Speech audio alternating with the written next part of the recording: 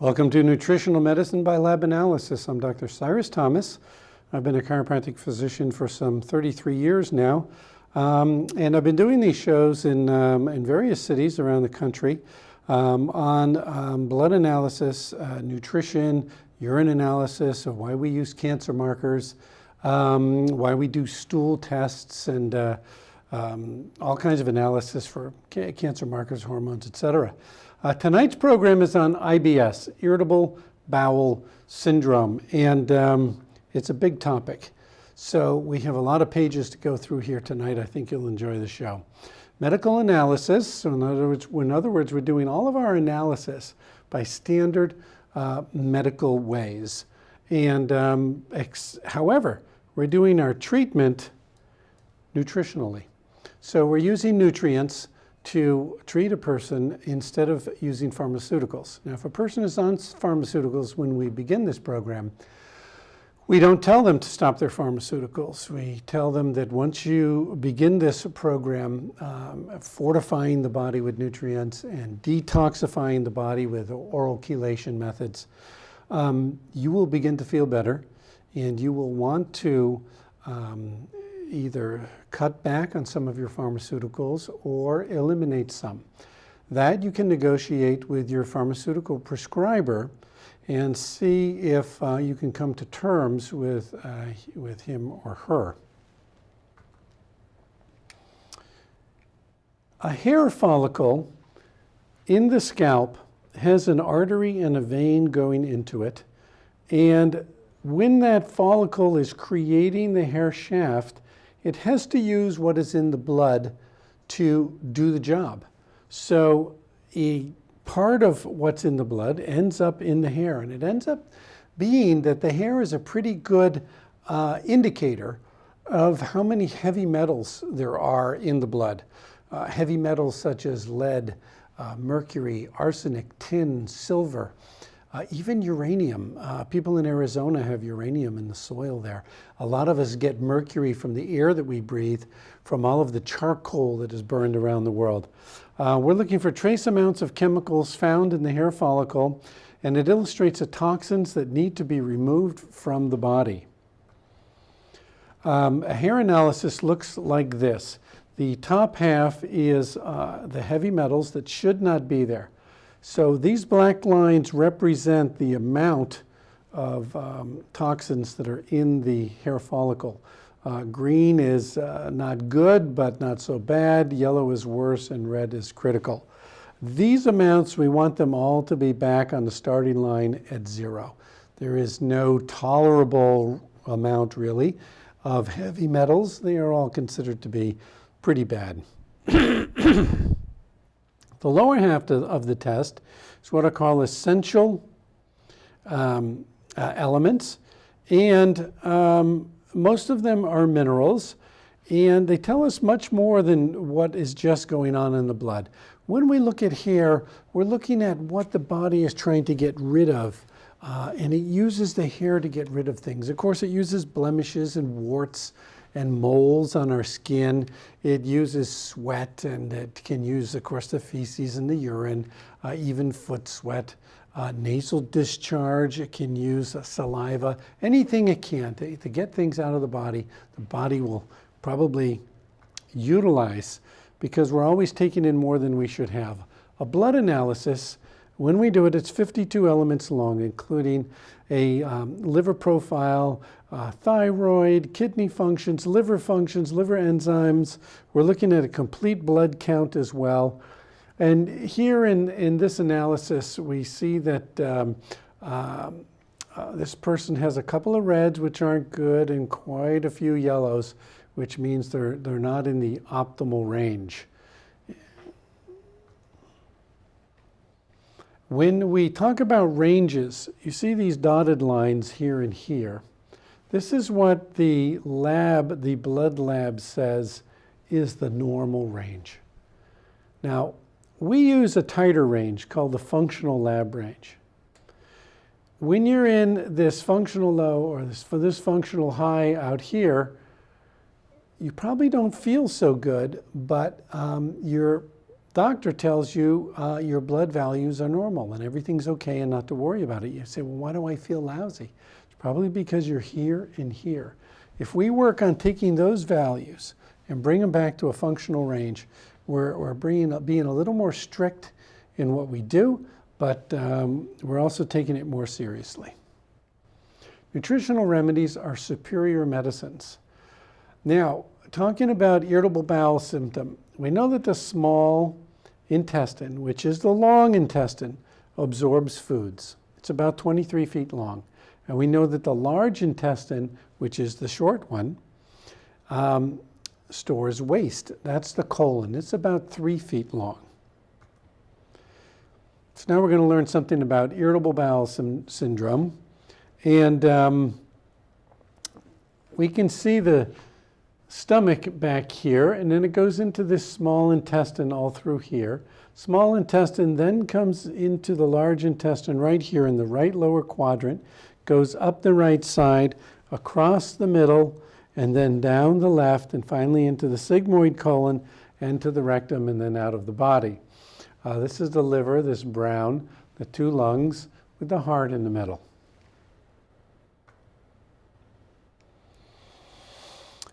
Symptoms of irritable bowel are characterized by their chronicity. Now, some people have abdominal pain, others also have just a discomfort, some have bloating, and some have an alteration of bowel habits. So there are different types of IBS. We're going to talk about the different types that there are.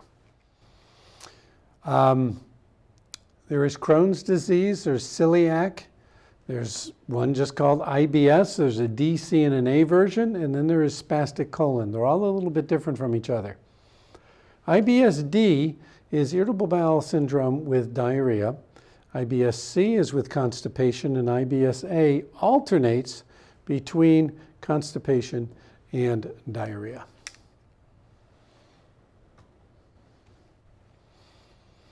Not a great topic for Monday morning, but still something we need to know about, especially because so many people, especially a number of people watching this program right now, are experiencing IBS.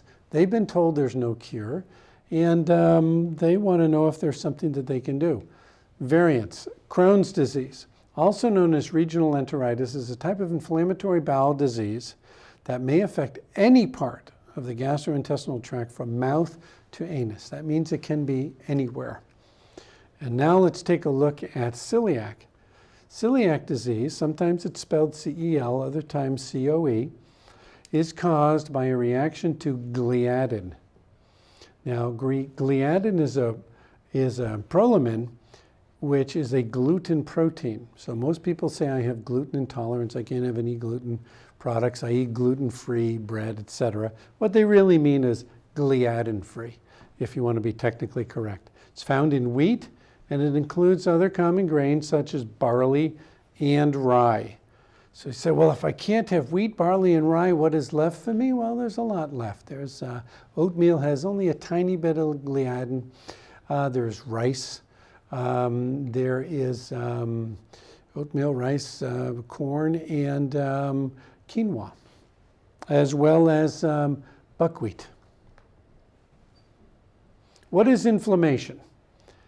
Look at this poor bowel and how red and inflamed it is in Crohn's disease. We did a lot of human dissection in chiropractic medical school, and we saw cases like this. Inflammation is heat, swelling, redness, and tenderness. A lot of people are told to reduce inflammation as part of cure. But heat has a way of working like a fever and making it very difficult for certain organisms to live in a higher temperature. Swelling has the effect of engulfing an area in fluids and lymphatic fluid and blood. That can also speed up healing. The redness is there because there's more blood there. That means there's more nutrients coming in. That means there's more toxins being carried out, the more blood there is. And tenderness says, oh, don't use that area. Pay attention to me. Don't do what you did before to create this tenderness. So they all have a purpose. if we just take anti-inflammatories and reduce this, we're going to feel better, but we're not going to improve the situation. The time when an anti-inflammatory makes the most sense is when a football player is being paid $1 million to be in the game and he has some inflammation in his ankle. Well, you want your money's worth out of him. So you give him an anti-inflammatory. You put a bandage around his knee, which presses in on the inflammation, which really isn't good for healing at all either, but it gets him back in the game. And all of that has stretched to our improper thinking about what to do about inflammation in intestines.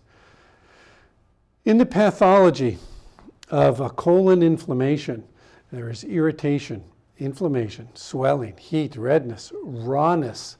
When tissues don't have a mucus lining anymore, they become very raw and tender.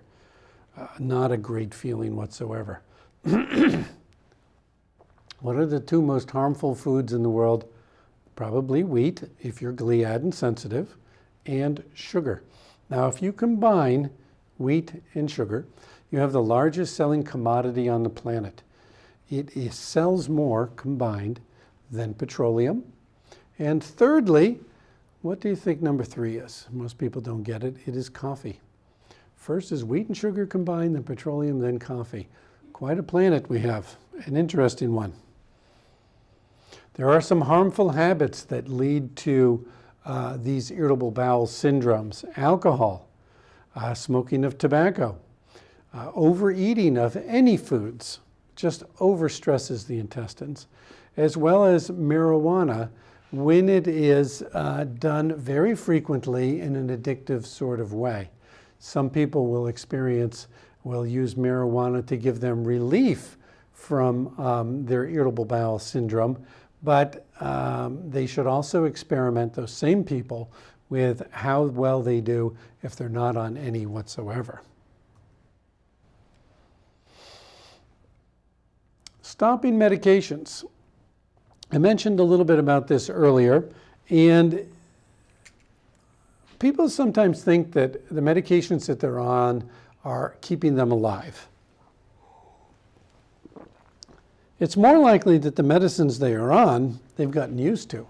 And it's important when reducing medications or eliminating them to make sure that the condition that was there before the medication was started has been improved, that something's been done about it. So the nice thing about getting on a nutritional program that not only fortifies your body, but detoxes your body of substances you don't want in it, is that you know you're doing something good for yourself. You can take the pills that you've been consuming and negotiate with your pharmaceutical prescriber and see if you can eliminate or remove some completely. The other good thing about doing blood tests and hair analysis is that you begin to get some objective information that proves to you that changes are being made inside your body and that it might be quite safe to reduce your medications or get off of some of them completely. We've done programs here on thyroid, on liver, on cardiovascular health. We've talked about the medications involved there. We've talked about what can be done nutritionally to really cause some good things to happen inside your body. Here's a case example of somebody who was a 45-year-old woman. She was working, she was lonely, she had irritable bowel syndrome for several years. She would have a glass of wine each night. She smokes occasionally, tobacco, when she's with office friends. The healing strategy, and that's a very common scenario, the healing strategy in most IBS cases, as with her, was to do a diet adjustment. Encourage the cessation of eating flour and sugar. The first thing to do is to find out if a person is gliadin intolerant, gliadin sensitive, or gluten sensitive. Adding nutrients for healing.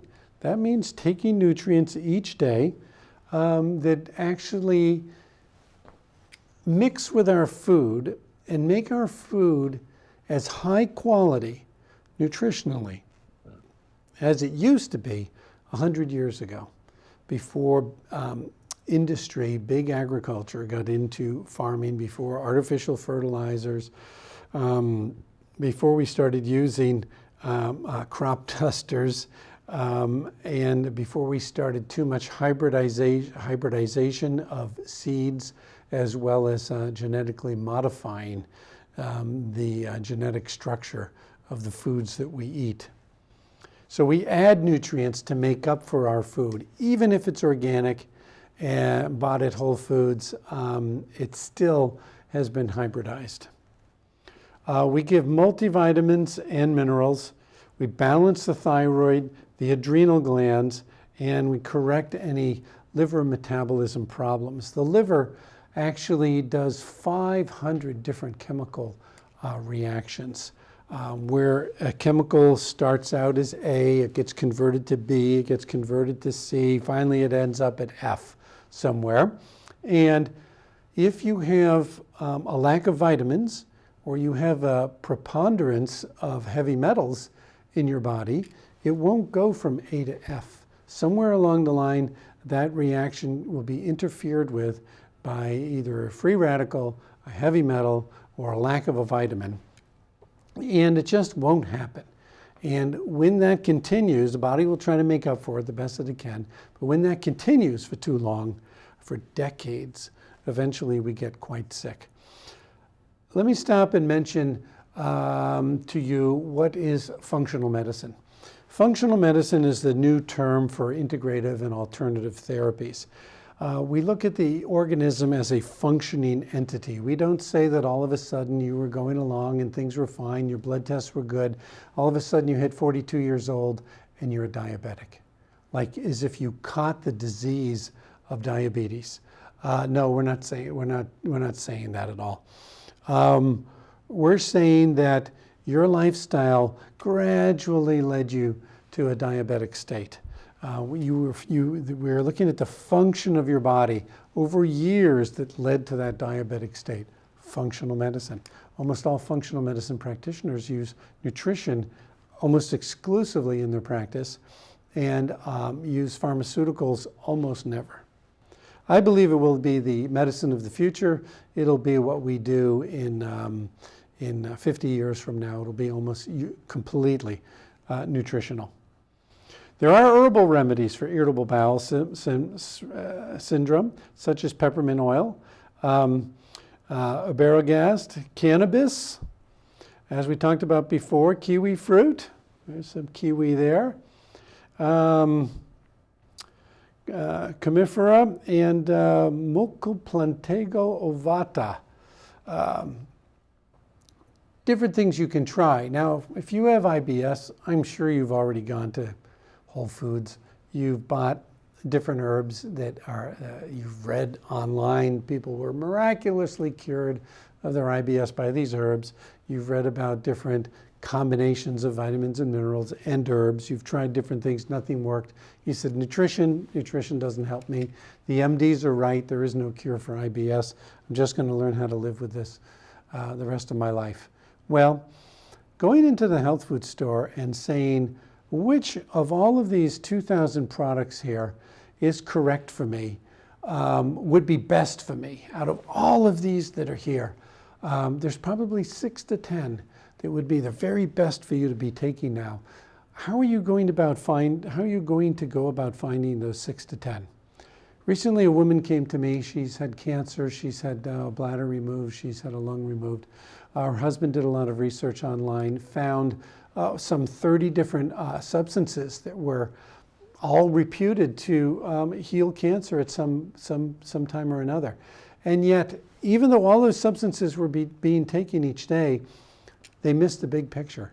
Nothing was being done about the free radical situation in a big way. It wasn't a small way. Nothing was being done in a big way at all about having heavy metals in the body. And there was the multivitamin was an inexpensive multivitamin from the health food store, which they shouldn't be taking, and there was way too little calcium in the diet, and not enough attention being paid to detoxification of the liver and kidneys. So you can't just walk into the health food store and do your own nutrition. You need to talk to somebody who knows what they're doing, a seasoned practitioner. Keeping nutrition simple. Back to basics philosophy. A fellow called me today and he said, you know, I've been to all these doctors for my chronic fatigue, and some of them were testing hormones, the others were testing thyroid. Then I go to another doctor, he says, no, it's your adrenals. I go to another doctor and he says, no, you have to go on a 21-day cleanse. And it just kept going like this. He says, can't we just get the big picture on all of this? He says, I was looking at your website and it seems like you've got the big picture. And I said, yes, well, I think I do. We do 52 elements in the blood. We do 30 in the hair. We do a urine analysis. We put it all together. We compare those results with thousands of other people who have had their blood run through this computer system. We also compare their results to people who have taken nutrients with similar results, and we're able to see how well those nutrients worked for them. And we compare our patient to all of that data, as well as to many questions that they answer on a questionnaire. It's extremely complete, comparing blood to hair, hair to blood, urine to both, comparing it with the questionnaire, comparing it all to thousands of people, not only thousands of people who have had similar results in their blood tests, but thousands of people who took nutrients to correct the results in their testing. They are also compared to that. That doesn't sound very simple, but it really is so commonsensical that it is simple in a way. So we're getting back, that's the back to basics philosophy. And if you go to my website, integrativealternativemedicines.info, you will see a tab called How It Works, and that is the science of this type of treatment. So you can go there and learn about it more than you'll get from this TV show. We have a holistic alternative approach to care. Holistic because it's taking in the entire person. It includes using maybe homeopathic medicines as well for how a person is doing emotionally. How they feel about things that happened to them in their past, accidents in their past, things they feel guilty about in the past. That comes into healthcare as well. And so we can't just do only nutrition, but we combine a full approach, including mind and spirit. We have a goal of a maximum body performance level for self-healing. What are we really talking about, self-healing? When we give medicines that are truly medicinal at their core, we're really getting the body to do the healing itself, and we're making sure that it has all of the bricks and the mortar to do that healing. We can do all of the yoga and all of the meditation that we want. If we don't have the bricks and the mortar, if we don't have the molecules of life floating in the blood that came from what we ate, how will the body make repair if they're just not there? So it's impossible to ignore the role of nutrition in healthcare, especially today with all that's going on. Healing the intestines. We can do fasting vacations, and that means that you fast. You don't eat so much. Maybe you just eat a little bit. Maybe you just have juiced vegetables and fruits. You give your intestines a rest from processing all of this food decade after decade, and it gives it a chance to heal. So fasting vacations. Cooking versus raw foods. So many people say that raw foods are alive, they're full of energy. We also say that cooking is sort of a way of pre-digesting food and making it so that some of the digestion has already been done for you, so that it is easier for your stomach and intestines to do the job. There are tribes all around the world where they keep a pot of food cooking all the time, and they always eat cooked foods and very little raw foods. They seem to do okay. So I don't agree with all that the raw food people say. However, why not play it safe and have a percentage of your diet which is raw, maybe 10%, and the rest cooked if you like cooked foods. There are some people that crave raw foods, and those people should have the raw foods. You have to follow your cravings. A nutritional program has to be customized for the individual. Beware of taking the shotgun approach for nutrients. That's like saying, well, you know, I know I need some enzymes, I need some amino acids, I got to have my vitamins, and got to make sure I have my minerals and my trace minerals, and there are like 50 different herbs that are supposed to be good for you. So I'll get a combination of those in a powder, and I'll take those every day, and I'll live forever. Well, I mean, that's nice thinking, but it doesn't really address the ailment that you have, and it might also not cover all the bases the way it should. And you know, life sometimes plays tricks on us, and we need to see people who know how to address problems. Sometimes we think that if we buy a certain type of car, that we won't have any breakdowns. And of course, you know, the people who usually brag about the kind of car that they bought end up with breakdowns. This is a code of honor by a chiropractor I admire, Van Merkel. Essentially what he's stating here is that it's a real honor for him when a patient comes to him to be treated, because for a person to say, you know, I put my health in your hands, take care of me, is an awesome responsibility for the practitioner. He also says that he promises that he'll pay strict attention to the patient when they're telling him of their problems, and that he will also not refrain from telling them exactly what he thinks they should do. He's not going to make it an easier program because he doesn't want to have to bother the patient by saying, look, you also need to do this, you also need to do this, it might cost this, and you can't slow down, you've got to do that. He also promises that he won't shirk from his responsibility to tell you what he truly believes you need to do for your health condition. This is my office in San Rafael, Marin County, California. Please go to my website. There are no spaces actually between these words, Integrative Alternative Medicines with a plural, .info. It's a huge site, and there's a lot of really good things to see there. We also have videos online, blogs of articles, many articles that I've written that are all over the web now, as well as explaining the science of this approach to health care, and naturopathic blogs as well. We thank the people of this station who have put this together. I think especially Vida Flores for being my director here. And we thank the Community Media Center of Marin for allowing this show to be. This show is aired every Tuesday night at 8 p.m. If you have a computer and you can't watch the show because you're not in Marin County, so you can't watch it on cable, on your computer, go to cmcm.tv and then click watch, and then click community, and then click streaming, and you'll be able to see the show. But you have to do it Tuesdays at 8. So if you have friends you want them to see the show, they'll have to do it at that time. Also, if they go to my website, they can watch some of the shows that have been archived there at the website. Thank you for watching. Hope you've learned something tonight. May you be in good health.